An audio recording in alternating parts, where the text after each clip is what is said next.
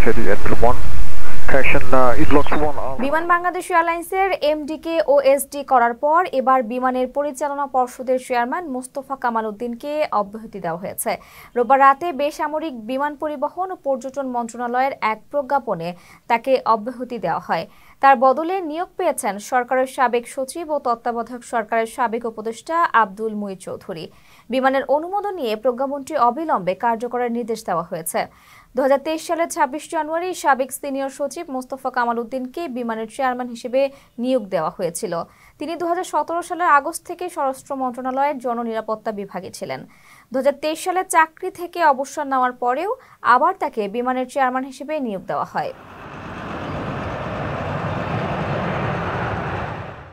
কারো কাছে স্বপ্ন পূরণ, কারো আনন্দের উপলক্ষ, আবার কারো জীবন পাল্টে দেওয়ার মুহূর্ত, কখনো জীবন বাঁচাতে সর্বোচ্চ গতিতে উড়ে চলা, কারো আবেগের শেষ মুহূর্ত, আপনজনের শেষ বিদায়ে শামিল হওয়া, এমন সব ইচ্ছে পূরণে সর্বনিম্ন ভাড়ায় দ্রুতগতির বাহন প্রবাসী হেলিকপ্টার। আপনার প্রয়োজনে যোগাযোগ করুন আমাদের হটলাইনে।